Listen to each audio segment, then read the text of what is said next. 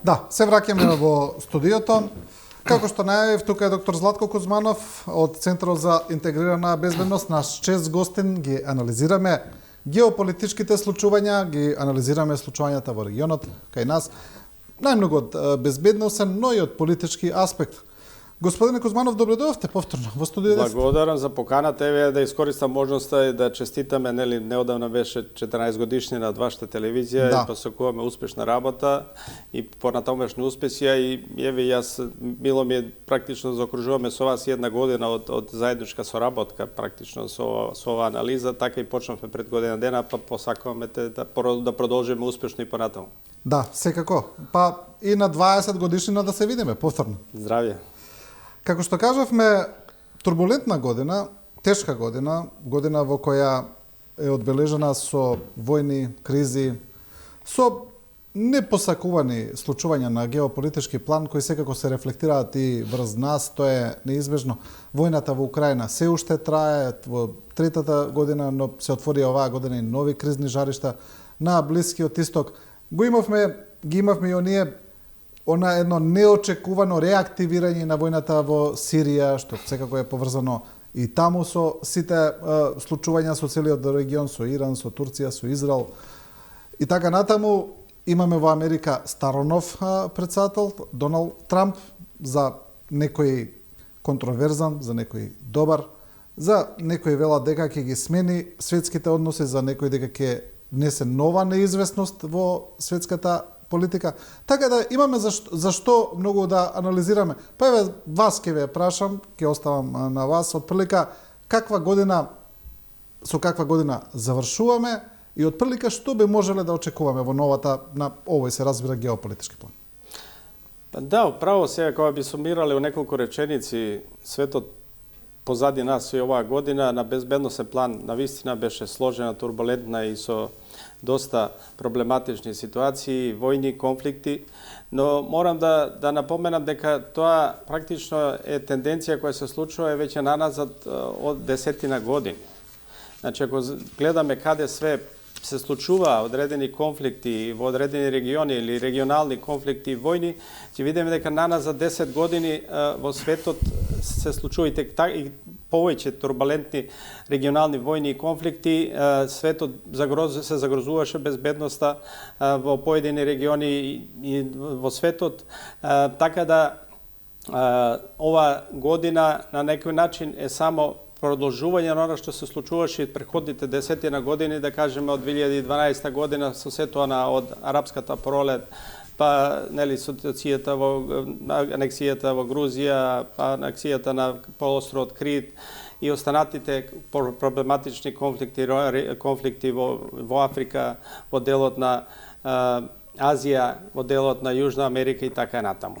Значи гледаме дека практично и ова војна последната меѓу Украина и Русија уште повеќе ги зајакна војните барабани, се повеќе се издвојува за одбрана и за војни прашања, војно-индустријскиот комплекс е пуштен на најако и за сега не гледаме назнаки дека таа ситуација може да се смирува, него гледаме дека повиците за што поголеми војни издатоци, за зголемување на војните буџети се зголемуваат, посебно и во Европа, и тоа наведува дека таквата тенденција ќе продолжи за жал и понатаму. Ние биполарниот свет е јасно зошто се случува сето тоа, нели се наруши таа биполарна позиција на меѓународен план, каде што од една страна ги имавме, нели, како Соединените американски држави као водечка сила со сите појаките прозападни сили и нивните партнери во Азија и Индо-Пацифичкиот регион. Од друга страна ги имаме, знаеме, Русија, Кина, Иран, Кореја, нивните сојузници, дел сојузници од Азија. И гледаме дека тој биполарен свет се наруши, имаме голема тенденција и борба помеѓу големите сили за подобро геостратешко позиционирање, за оствојување на одредени геостратешки интереси и посебно за контрола на стратешките ресурси. Поради сето ова и на геополитички план и геостратешки гледаме дека сепак се води една војна или напор да се што повеќе контролираат стратешките енергенси кои се потребни на големите држави за да ја задржат и економската моќ и понатаму и глобалната моќ. Да, секогаш војните, тоа го покажала историјата, се всушност војни за ресурси, војни некои ќе кажат и за територии, но и тие територии се поради ресурси. Се е поврзано секогаш со ресурсите, со економијата, со доминацијата. Еве, некако доаѓаме до, вие ја спомнате, Соединените Американски држави, Доналд Трамп, старом нов председател, во јануари се очекува да ја превземе функцијата. Тој веќе од сега отприлика ги најавува своите идни политики, ги кажува прилично јасно. Еден од нив е онаа негова мантра «Ке ставам крај на сите војни». Ке видиме дали ќе биде така, се разбира, тоа може би е полесно да се каже отколку да се направи, дури и да има искрена волја тоа да го направи. Па еве, например, за војната во Украина, тоа е еден голем поддржувач на таа војна да се заврши, цело време зборува за тоа, дека мора да прекине, ги цитира бројните жртви таму, страдањата и така натаму. Една од неговите заложби беше дека војната ќе заврши и пред тој да стапи на мандат, се чини дека тоа за сега е неостварливо. Но видовме дека и реакциите кои доаѓаат и од Русија и од Украина никако не се оптимистички во насока на тоа. Тој се сретна и со председателот Зеленски, ми се чини дека 2 пати до сега. Имаме еден повик за примирие кој доаѓа од Орбан, не дојде од Трамп, за божикно примирие, тоа не беше дочекано добро, но и пораките кои дојдаа од Русија, не директно од Путин, туку од луѓето околу Путин во насока на Трамп, како например од Медведев, не беа исто така многу оптимистични во насока на неговите заложби дека брзо ќе заврши војната. Ми се чини дека тука председателот Трамп ќе има голем предизвик. Пака, јас го кажав и предходно во предходните наши анализи, моето мислење, она секогаш настојував и гледав дека во таа војна, тој проблем најголемиот војната меѓу Украина и Русија, па и ова на Блискиот исток што се случува, али сега зборуваме за Украина и Русија, дека секогаш со тие војни напори силите за сеганите страни се обидуваат и да најдат начин да прекинат таа војна, да се направи некој примирие.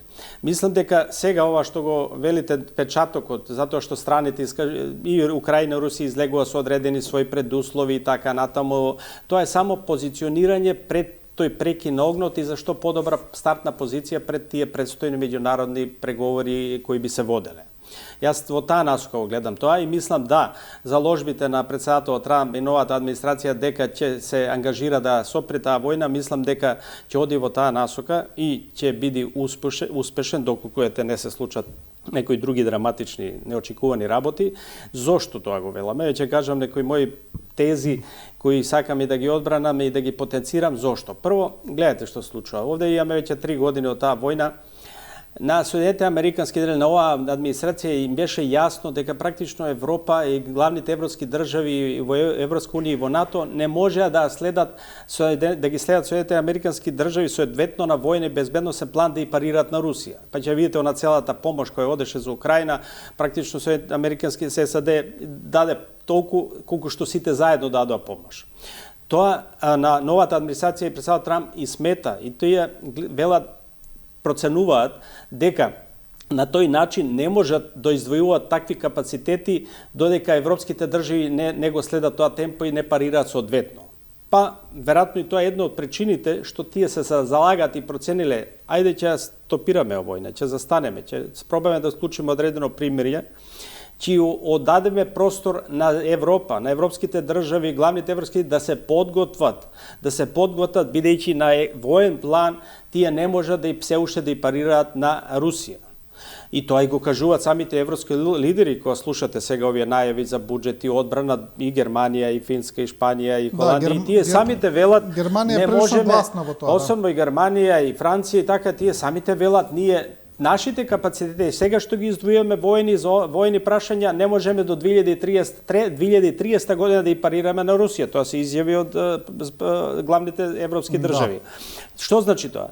Значи, ако е тоа така, а веројатно е така, без оглед на вкупниот буџет. Русија издвојува годишно сега со војната околу 225 милиарди долари. Сите европски држави главни и во НАТО без САД и Канада издвојуваат преку 350 милиарди долари, али тие се разбиени средства, не се концентрирани, нема обединети напори за да можете ви војно да се спротивставите со сите војни капацитети.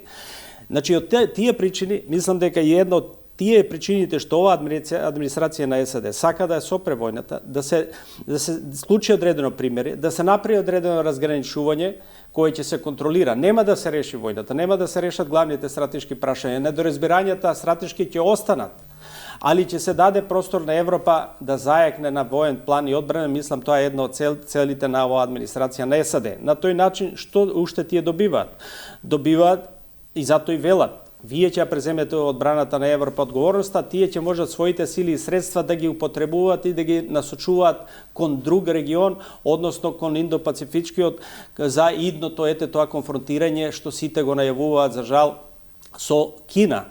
Бидејќи тоа е утврдено и во самата стратегија за национална безбедност на Соединетите американски држави од октомври 2022 година, каде што велат, каде ги набројуваат главните закани, така натаму зборат за Русија и за Кина, и каде што велат Кина во односите за Кина, конфронтирањето ќе биде одлучувачка нашата следна декада.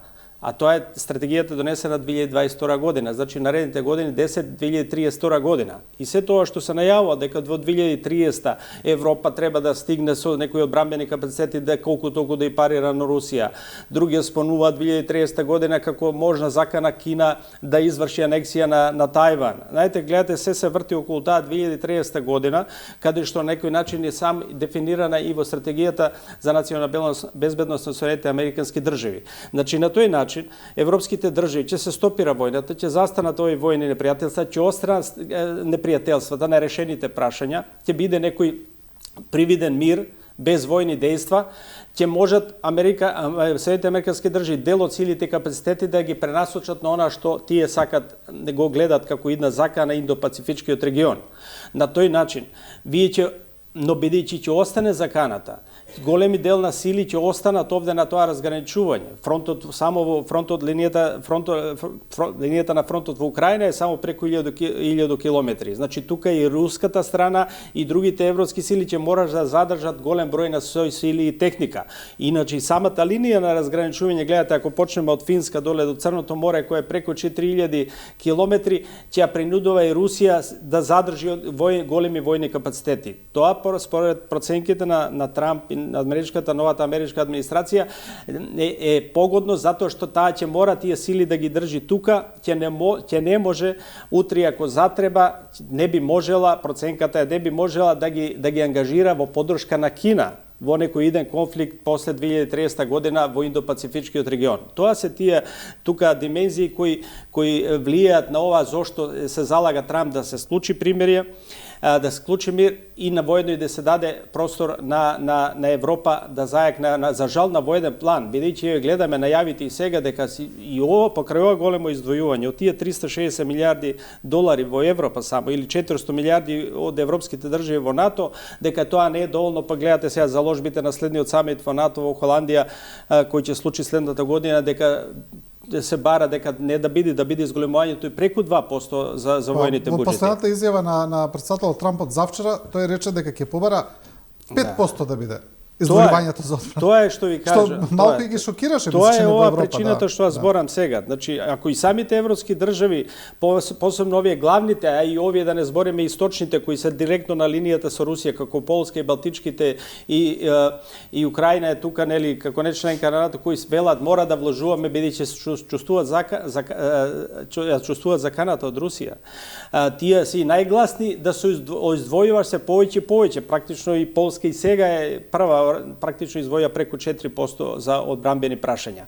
А нешто слично најави и Велика Британија, уште предходно, дека дека има тенденција да стигнат 3% најавите. Тоа е таа тенденција и јас мислам дека во таа насока тоа е политика и затоа им треба примирие. Затоа ви Америка им во некој начин вели да ја расположи Русија, вели ќе остане на линијата разграничување кој што освоил. Нема да биде признаено за да се натера и Русија да седне на тоја преговарачка маса и практично да и контролира тие територии што ги окупирала до сега. Нема да бидат признаени, нема да бидат одобрени дека се нејзини, али таа ќе ги контролира. Да се натера за да остане оваа состојба што вела во Европа. Отприлика тоа би било решението. Сега има тука и друга варијанта, али мислам дека ова е известна. Следната варијанта е била, бидејќи гледате сега, тука и да се умеша Соединените американски држави, европските држави да зајакнат, веќе Русија нели на некој начин е во дефанзива и се загрозува нејзиниот стратешки простор околу нејзините граници. Да е таква тенденцијата на САД да продолжи со ова тенденција да посебно кој простор? Просторот на јужните граници на Русија, районот на Кавказот, Средна Азија, каде што исто има своји интереси, а гледате уште не е отворен тој простор, делумно нешто гледаме се случува во Кавказот и така натаму.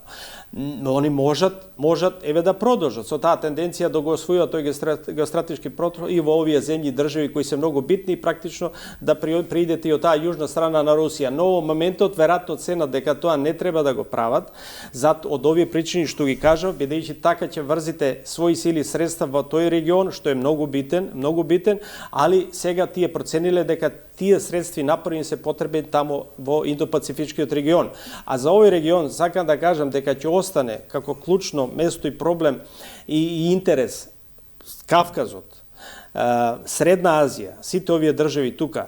Уште една дигресија, уште во 1919 година, познатиот британски географ, понатаму и академик и основач на геополитиката и геостратегијата, ова што ние се трудиме да го анализираме, Џон Мекиндер. Во неговото дело студија за политичката реконструкција уште во 1919 година ја дефинирал теоријата на срцето на светот. Па тој кажа, уште тогаш во неговата книга, Источна Европа е срцето на светот, на светскиот остров. Светскиот остров е срцето на целиот свет. Кој владее со тој дел, тој вели ќе владее со целиот светски остров. А самиот светски остров го тогаш го рачунале во тие години, го рачунале овој делот на Северна Африка, Евроазија, тој евроазијски дел, Блискиот исток, Среден исток, тие држави. А зошто? Затоа што во тој дел се проценува сега и тие ресурси остануваат и понатаму. Се 75% од стратешките резерви на нафта и 65% од стратешките резерви на газ во светот. И тој регион останува и понатаму да биде интересен за некои други калкулации. Но интересно е што токму во тој централноазијски регион и Кавказ имаме една силна пенетрација на Русија, но и на Кина. Кина, особено таму гледаме дека има силна економска пенетрација. Пресек кон тие држави се обидува да ја пополни празнината која на некој начин ја остава Русија, која сега можеме да кажеме дека е малку дезориентирана со војната во Украина. По тие причини велам сега не би се одело сега на тој регион поинтензивно, да кажеме од САД и западните држави, него ова што е Америка сега е сконцентрирана на Индо-Пацифичкиот регион, затоа што ако влезете во овој регион овде што го збориме, Средна Азија, Кина е веќе присутна исто и сега е веќе доволно силна да биде фактор и да парира. На тој начин повторно ќе САД се сака да ги разграничи, да ги раздвои напорите на Русија и Кина. Тоа е една од главните цели, за да не можат заеднички да делуваат, бидејќи така ќе бидат посилни. Ако тоа сега направите во тој регион на Средна Азија и ово што го збориме Кавказот, каде што и Кина присутна, вие не сте го направиле тоа, пак ќе ги врзите силите на Русија заедно да соработуваат. Со оваа стратегија сега што велиме да се со ова стопира, да Европа да зајакнува, све САД да се пренасочи да ги вложи поголемите напори кон Индо-Пацифичкиот регион, на тој начин ќе ги раздвоите, ќе се обидете да ги развијат Русија и Кина и ќе може Соединените американски држави да помагаат и да ги развијат другите партнери во азијскиот дел кои треба да и парираат заедно со нив на Кина. Да, ова што се случи во Сирија како едно геополитичко изненадување, реактивирањето на војната и брзиот пат на Асад, значи мислам дека ги изненади сите. Значи војната која претходно траеше 15 на години, Асад ја изгуби за 10 дена. неговата армија, неговите вооружени сили се распаднаа како кула од карти, буквално. Се чини дека тука работите не се баш толку очигледни од она што го гледаме, дека има тука силна позадина, има силна пред се турска конекција, тоа е јасно, дека Турција тука направи едно силно влијание, но се чини како во последен момент сојузниците го напуштија Асад, пред се Иран, кој беше силно инволвиран тамо. Сега прашањето е дали е тоа доброволно или присилно, бидејќи претходно знаеме дека Израел ги уништи капацитетите на Хезболах, кој беше силен поддржувач на Асад во Сирија, ги уништи иранските капацитети во Сирија, тамо се вклучи и Америка со некое делување на истокот. Значи, но и сега се уште не знаеме кој ќе биде статусот на руските бази, пред се на Тартус и на Хмеим, но дали русите ќе останат, исто така виси на конец. Па видите, се гледате со ова што се случи во Сирија е многу интересно да го потенцираме и објасниме една геостратешка игра. Се сеќавате овде пред година дена кога почнав анализите која зборавме и она што случи во октомври меѓу војната меѓу Израел и Хамас, и тогаш сите анализиравме и ова испадна како добродојдено за Русија да се отргне вниманието од украинскиот фронт и така натаму. Ова што се случува тука на некој начин испадна како погодно за Русија, па дури нели се правеа некои анализи од поедини аналитичари дека можеби има и руско влијание и така без она што го одбиваше со евидентното и влијание од Иран. Но го гледате сега, за само година дена како се промени тој геостратешки контекст. Она што на некој начин таа војната во Блискиот Исток околу Израел и во Сирија што им одговараше, а некој начин во оваа ситуација на Русија и на Иран, сега за година дена испадна се сврте работата дека тоа не им одговара, него тие и практично ги изгубија тие стратешки на некој начин позиција и Русија и Иран, и за двете држави кои се на некој начин сојузници. Прво, Сирија, мора да кажам да ситуацијата во Сирија по мене без оглед што сега привидно смирување и овие умерени крила на ИСИС што ја освоја власта и ќе управуваат и така натаму, мислам дека е тоа привидно, дека допрва за жал во Сирија ќе има проблеми, ќе има конфликти затоа што таму е толку измешана ситуација да имате толку спротивставени крила и струи, и друго затоа што и таа голем, односно мултинационална, мултиетничка држава. Нешто, еве ако одиме за пример да с паралела повлекуваме нешто како Авганистан. Ако и таму има преку 35-6 етнички групи и така натаму, и племенски поделени, и влијанието од сите соседи со нивните малцинства, и гледате што се случуваше во Авганистан и дали има стабилност не и покрај присутноста на меѓународната заедница и од кога замена, нешто слично, посебно овде на Блискиот Исток, каде што е уште по жешко, ќе се случува и со Сирија. Во однос на Русија, да, и Иран, на некој начин практично тие сили они што ги поддржува падна. Сега Русија се обидува да го задржи тоа свое воено присуство, преговара со новите власти, немаме уште решение, не се е можно, може и да со некои големи пари или нафти или плинови или интереси и новата власт да им дозволи да задржат некој воено присуство во тие две, едната авио и другата поморска база, бидејќи тие две бази на Русија и се многу важни во тој нив стратешки транспорт од Русија кон Африка. Тој мост, тоа е потпора за да може успешно да ги пренесува силите и средствата и да биде присутна во Африка. Но за секој случај гледате дека Русија веќе врши и пренесување на тоа значајно стратешко оружје од тие бази го пренасочува веќе кон Африка, за да у случај да не дојде да постигнува некој договор со новата власт. Но дали ќе ги загрози? Мислам дека нема да уште не е тоа решено, не знаеме дали може и новата власт, ако нема некој голем притисок од западните сили во Сирија, може и ќе дозволи некој присуство. Не сум сигурен туку уште немаме решение на тоа дали ќе си заминат целосно или не базите руски од Сирија. Но таа алтернатива сепак има и нема да ги загрози, ќе ги искомплицира малку, али нема да ги загрози низините амбиции и напори во Африка или во Северна Африка или во Сахел регионот. Затоа што руското присуство во Африка, кој беше како транспорт и транзит Сирија искористена за да се одржуваат силите во Африка, нема да биде загрозено. Е малку искомплицирано, мора сега да правите нови бази, да предослоцирате сили, али нема да го загрози нивното присуство во Африка од следните причини, бидејќи Русија во Африка е присутна повеќе од 30 години интензивно. Таа во Африка има во 5 држави своји војни инсталации или да ги наречеме бази, значи Буркина Фасо, Мали, Нигер, Чад, сега преговарат и со Судан, бидејќи им е битно тамо поморска база во Црвеното море, и исто разговарат и со Еритреја за отварање своја поморска база и во Централна Афричка република. Значи, тие имаат тамо во 5 држави своји војни бази веќе и во 3 држави преговараат.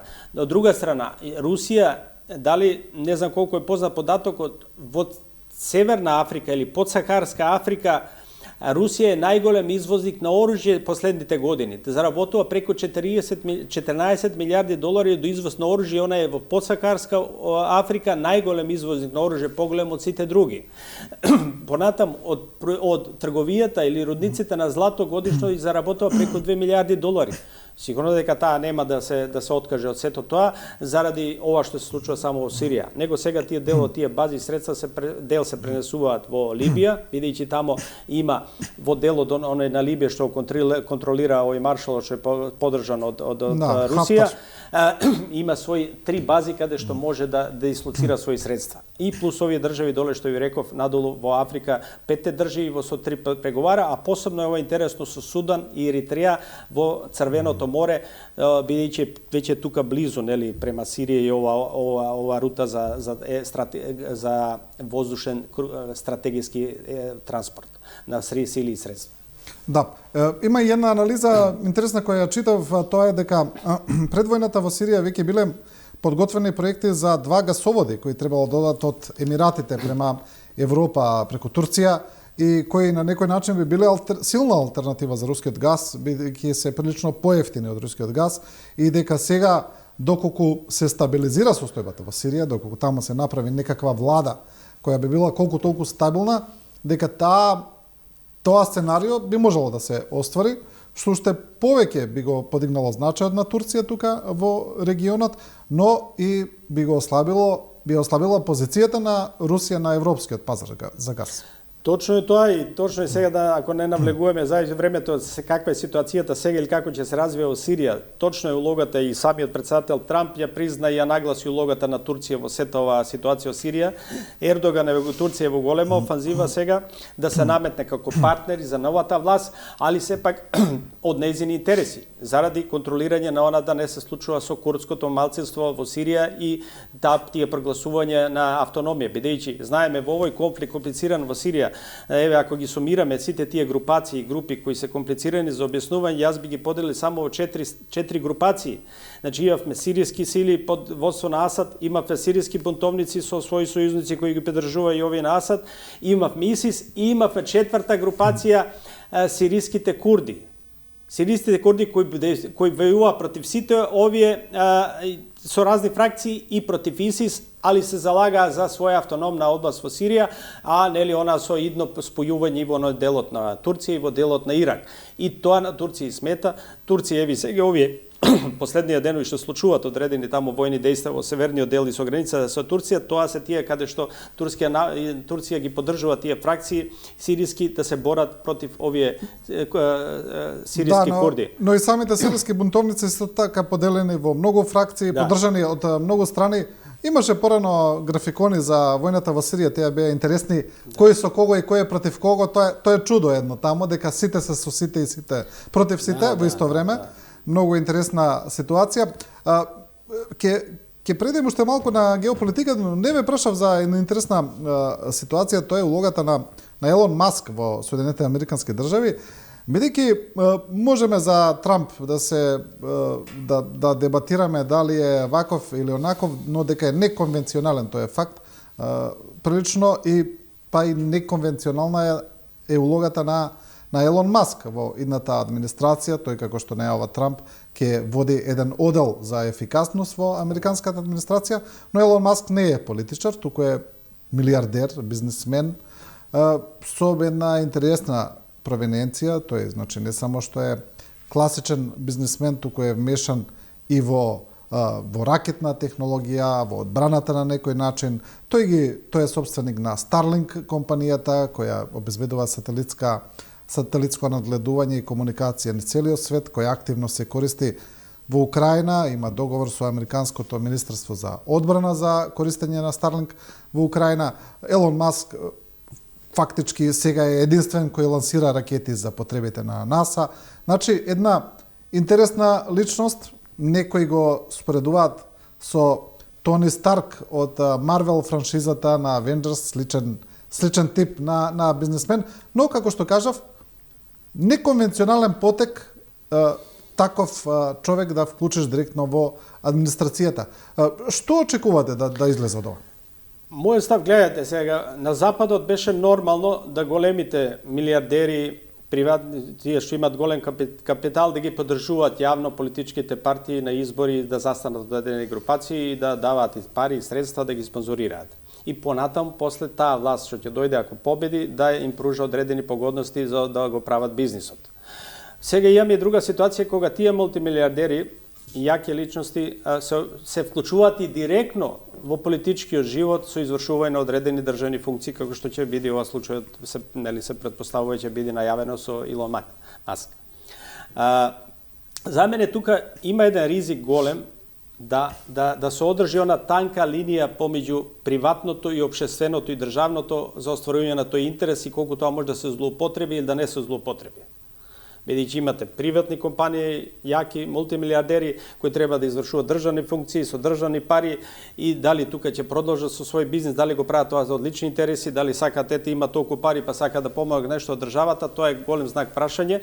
И од друга страна во овој случај во САД во Америка имаме една друга димензија, се работи за две слични особи, личности, карактерно суетни особи кои имат големо его, кои го имат голема моќ, милиардери и мислам дека ќе дојде ситуација тие два егоа да се спротивстават и да се конфронтираат. Бидејќи гледаме као и секој мултимилиардери, овој Илон Маск се нетипични, нестандардни, имаат однесување нели кое одскокнува од однесувањето нашето и вака на нормални луѓе, бидејќи толку имаат ете моќ да они и неконвенционално живеат и постапуваат. Мислам дека тоа и бидејќи претседателот Трамп е на тој начин, али он е избран претседател и он бара на некој начин послушност, покорност и да се остварува она што он го сака. Мислам дека тука многу брзо нешто ќе дојде до некој конфликт ако Илон Маск не се почини на тоа или не го почитува тоа. Па мислам дека дури и опозицијата или демократите и другите независните аналитичари или во медиумите тоа ќе го хранат за да ќе им биде интересно па да дојде до некој конфронтација и чекаат кога ќе дојде до конфронтација меѓу нив двајца, бидејќи тие два толку стражни ега и со толку моќ нели велат дека мора да дојде негде до проблеми да не настанат недоразбирања. Но таа политика на вклучување на милиардери во извршување на државни функции, нели имавме ние и овде и во нашиот регион. Сме имале, да. Да, сме имале на некој начин ние бизнесмени и во нашата влада. И во нашата влада имавме. Еве да подсетиме, господин Минчо Јорданов прво беше потпредседател на влада. Хари Костов, Кочан Ѓушев. Да. Така, значи тоа и се пренесо и овде кога тие сега вела кој може да процени дали е нивната добра волја, има толку капитал и моќ, па еве сега ќе направат нешто и за државата или сакат и понатаму да се зголема тоа приватно богатство кое е енормно. Така да јас велам дека тука линијата е танка, па не се само и тие, па од друга страна имате други групации, други богаташи, па на кои ќе им смета дали видите сега еве се и неговата фирма и X и нели Твитерот и ова SpaceX со Starlink сателитите и Тесла, тие се три негови компании, гледате колку акциите, само тоа што влезе или го поддржа, колку рипна неговите акции, практично се зголеми нивната вредност, затоа што ќе се ангажира и он на политички план со новата администрација. Тоа секако дека на другите групации, конкуренти или другите милиардери ќе им смета, нели, ако вашите вредност и вашите акции, вие го збогатувате вашиот капитал. Така да тука мислам дека е таа тенка линија и дека тука може да има одредени проблеми, посебно што он е одреден да биде етен ко председател на тој одел да ја контролира учинковитоста или трошењето, практично рационално трошењето на сојузните пари во ефикасноста. Па е веќе и сега и произлезе одреден проблем каде што се спротивстави, он веројатно ревносно тоа да го направи, го попречи донесувањето на тој законот на представничкиот дом на републиканскиот председател, затоа што мисли дека се тоа преголеми средства и дека треба и тие да штедат и така натаму. Он си сватил буквално улогата, па направи сега и политички проблем меѓу републиканците, бидејќи им го закочи донесувањето на законот за финансирање на претставничкиот дом. Да. Добро, како што велите, внимателно. Со мас ќе видиме што ќе покаже искуството. Ајде полека малку пред крај за нашиот регион, за нас да видиме. За почеток, мислите ли дека ќе има, ајде да речеме, повлекување на американското влијание од Балканот, како што некои можеби очекуваат со доаѓањето на председателот Трамп, кој велат дека тој нема да има големо интересирање за Балканот, други пак велат тоа и не е толку важно дали има или нема, се работи за администрација, за цртани цели и стратегии кои се извршуваат. Тоа не мора да значи дека ќе има влијание неговото доаѓање. Па да, сите овие најави дека сите заложби што рековме на почетокот, Европа да си ја земе да извршува повеќе својата домашна задача, да ја зголеми своето издвојување за одбраната, да ја зголеми својата моќ, да се праша таа за одбраната во државата, да ја зголеми својата можност да реагира и на други настани војни, тоа покажува дека Соединетите американски држави, да, тие ќе бидат овде присутни на задоволително ниво колку ќе проценат, али повеќе политички, нешто и на економски план, а војниот план, главните напори, рековме дека ќе се однесуваат на друг регион. Со тој начин улогата на државите од Европа, главните водечки држави Европската унија ќе зајакне и нивната улога практично и на Балканот. Како тоа ќе не влијае на нас овде, на Балканот и на државите околу нас, веќе тука пак се враќаме на она историското, на овој пуст Балкан, бидејќи гледаме тие различни интереси од европските држави и на различен начин се рефлектира и на односите овде на Балканот, практично бидејќи секој со некого е поблизок или застапува нечии интереси и секогаш ќе се бара практично некој компромис. Незадоволување на страните или нивните желби или на она што тие го посакуваат, него правење некој одредени компромис. Она што може да го очекуваме од Европа кај досега, посебно и ние или овој регион, ќе биде барање за компромиси да се задржи некоја стабилност и мир во пред се збориме на безбедносен план. На економски план се гледа дека државите сите и од овие регионот се врзани повеќе за се гледа и тоа размената и извозите и увозите дека со европските држави и тоа и ќе остане. На безбедносен план мислам дека Европа ќе зајакнува таа улога, Соединетите американски држави ќе бидат тука, ќе ги контролираат, ќе се обидуваат да гасат некои мали жаришта, мали или поголеми, да сгасат, да не ескалира работата, бидејќи на нив пред се на безбедносен план им е потребно Балканот да остане стабилен, односно овие критични точки што ги има Босна, Косово, и ова, да нека начин, да кажеме, и ова кајност постојано за потенцирање на тие етнички прашања, национални прашања, упорно од дел од овие политички партии, од малцинските заедници. И тоа иритира или еве гледаме како создава проблеми. Бидејќи гледате, сега ние имавме и Охридски договор и после 20 години сите политички партии рекоа дека сето тоа што беше ставено во устави амандмани и преточено и во пракса се оствари, се реализира, ние повторно имаме од дел од политичките партии, практично од малцинските заедници, потенцирање на национални, на етнички прашања. Никој не ќе да сконцентрира енергијата на економски или социјални прашања, него повторно и повторно. Па еве гледате и сега и ова што случува со Дуи, лидерот на Дуи Али Ахмети и така натаму, повторно таа иста реторика што ја збореше и пред 20 години, 2001 година.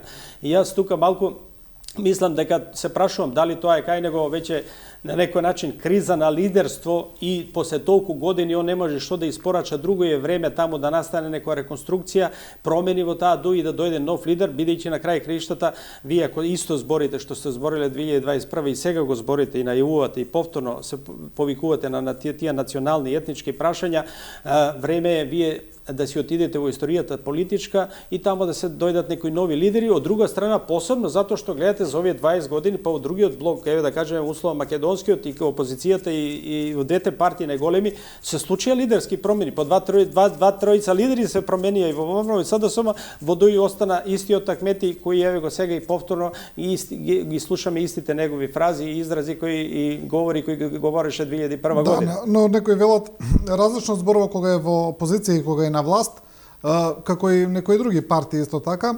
Да. Така некако дојдовме и до црната листа и до бегството веќе евидентно е дека е бегство на поранешниот вице-премиер Артан Груби, иако тој самиот кажа дека ќе се вратил, но гледаме дека веќе и неговата партија се откажа од него, не сака да коментираат, веќе велат не бил веќе дел од ДУИ, тоа е ставот на ДУИ. Во однос на оваа црна листа, мислите ли дека ова некако како за прв пат да имаме некаков ефект од ставање некого на таа црна листа, бидејќи до сега не сме имале ефекти, значи имаме луѓе, да се вратиме наназад од Мендух Тачи, кој е многу одамна на црната листа, па цело време си е пратеник, па и до скорешни примери од Кочуан Ѓушев, до Рамис Мерко, претходно Орце Камчев, Сашо Мјалков. Не гледаме дека нешто им се случи на сите тие луѓе од правен аспект, се разбира. Во конкретниот случај, моментот и истакнувањето на таа црна листа и овие две лица се погоди, делуваше на некој начин смирувачки во делот на преземање на екстрени политички чекори од одредена партија во опозицијата да се дестабилизира или да се заоструваат односите, посебно на мултиетнички план. И тоа делуваше малку како смирувачки со самата таа одлука. Иначе, ако збориме за лично, конкретно за личностите и ефектот каков е тој од тие црни листи, јас имам тука за жал резерва, бидејќи мислам дека тие само на некој начин претрпуваат, условно да кажам, некоја политичка штета или ефект, дел од нив да не извршуваат понатаму политички должности или да се повлекуваат од политиката, а сето на другото во правен смисол или во кривично правен смисол не видовме никаква разврска или ефект, па и за сите тие и други личности до сега што се на таа листа. Па дури имаме еден градоначалник кој си остане нормално, таквите биле законите условите што сакаат сега и да ги променат, си остана да се извршува и функцијата градоначалник. Мислам дека ефектот не е голем за жал, без оглед колку дали тие што ги иницирали, ги стават, ги прават црните листи или ние како тоа ќе го сватиме овде нашата држава или во другите, бидејќи има личности и во другите држави, не е употребено и искористено на вистински начин, деломно се прави само политички ефекти, политичка штета можеби за тие личности, али во кривично правен смисол и во друг не гледаме некоја разврска и ефектот мислам дека од тие е минимален. Да, но тука вината е кај нас дефинитивно, бидејќи значи црната листа се прави, така е објаснувањето од американската амбасадорка, врз основа на информации кои доаѓаат од тука. Значи, не зборуваме за корупција која е направена во Америка или во Европа, туку за корупција направена во Македонија. Да. Значи, за тука. И, значи, вие како институција, како обвинителство, да речеме, имате информации дека друга земја ставила ваш граѓанин на црна листа поради корупција направена во вашата земја и вие не реагирате. Тоа е фрапантното. Да истакне и амбасадорката. Ние ги собравме тие информации овде кај вас, значи вие и вашите институции истото тоа може да го направат. Сега тоа е на она политичка волја, на решеноста на системот да се бори против криминалот и корупцијата и така натаму.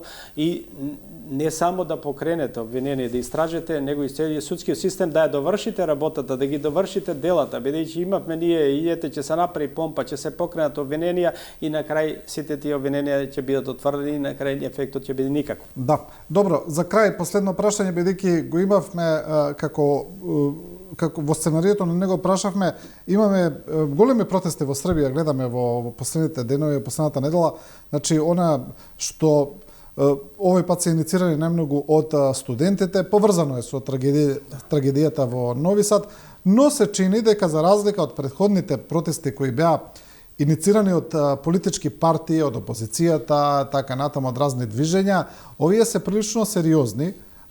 Таков е последниот митинг во Белград, кој беше оценет од некои познавачи аналитичари како најголем во историјата на Србија. Се чини дека овој пат неочекувано, можеби работата стана малку сериозна за српскиот претседател Вучик. Мислите ли дека ќе продолжи во таква насока или и ова ќе спласне после некој време? Да, зајакнува опозицијското делување во Србија. Да, секако дека тоа има влијание и на власта на Вучичеве, така да наречеме, бидејќи тој е практично главниот столб на таа власт. Мислам дека Ovo je jedno od baranjata, verovatno, na ti opozicijski strukturi во Srbija je da se izdesуваат нови предвремени избори. Нели, бидејќи сам нема да отиде или да остави власта сега да се замене, па да се направи некоја преодна влада, па да ја организира избори, него барањето ќе оди кон тоа да се овозможат одно, бидејќи изборите скоро беа, повторно да се обезбедат, издействуваат предвремени избори на кои ќе се види тоа расположение, дали е така и дали повторно тие сили се толку јаки да може да направат промена. Тука е интересно, гледате, ова се зголемено опозицијско незадоволство во Србија и со тој настан и општо со она што се случува тамо, на некој начин се поклопи со најавите од Соединетите американски држави за можно ставање воведување санкции за нафтената индустрија на Србија која е под руско влијание. На некој начин и тоа не случајно, веројатно тој период беше обзнанено. Уште немаме одлука дали ќе биде тоа воведено, али се најавува, али оди во прилог и на некој начин на поддршка на ова опозицијско расположение или зголемување на тоа опозиција, бидејќи со тоа ќе се настанат па други економски проблеми, крупни економски проблеми, па затоа гледаме сега дека претседателот Вучич, кој ете, нели, он практично неуставно изиграва, ја изврши улогата и премиер и све кај нив, вети дека ќе разговара со Путин, ама еве гледате, па не успеа со Путин, само со Лавров успеал да разговара.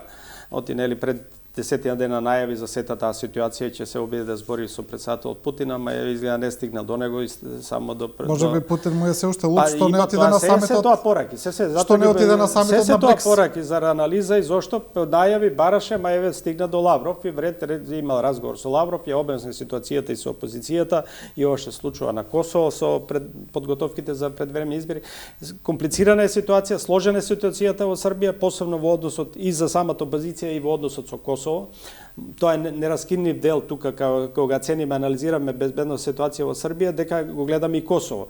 Истиот проблем, истото и во Косово. Знаете дека се најавени парламентарни избори на 9 февруари и тамо се става и се комплицира ситуацијата, се жестува политичката конфронтација меѓу внатри самите играчи и политички партии на Косово и се повлекува и премиерот Курти и понатаму, како што и досега јас го дефинирав, исто така презема некои нелогични или ненајавени потези кои иритираат и ја провоцираат практично и меѓународната заедница и Србија, како што тоа го прави и претседателот Вучич.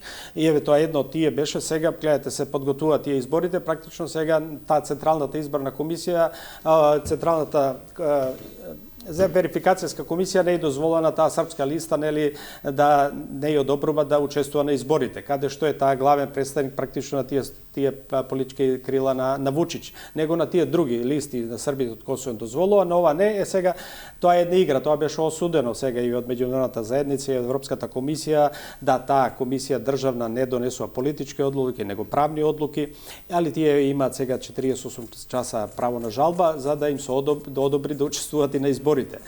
Кога пред тоа не беше проблем србите да ги почитуваат институциите, да влезат во институциите, да учествуваат на изборите, сега па имаме кочење дали ќе ги регистрираат од некои прашања затоа што изјавуваат тие да го признаваат и не признаваат Косово. Сложена е ситуацијата, имаме избори, нема ништо тука да се реши до изборите, стратеж може само да се комплицира и да има одредени ескалација во смисол на подигнување на тензиите помеѓу Косово и Србија, се до тој 9 февруари, да кажеме, во однос на Косово, која ќе завршат тие парламентарни, да видиме дали ќе успее да Курти да задржи власта или ќе дојдат таму па нови политички структури. Да. Добро, господине Кузманов, направивме една вивисекција на светските геополитички случувања, отприлика исцртавме што може да не очекува и во 2025-та. Секако ќе следиме, ќе видиме, ќе анализираме повторно. Така, благодарам на можноста да поразговараме. Благодарам уште еднаш.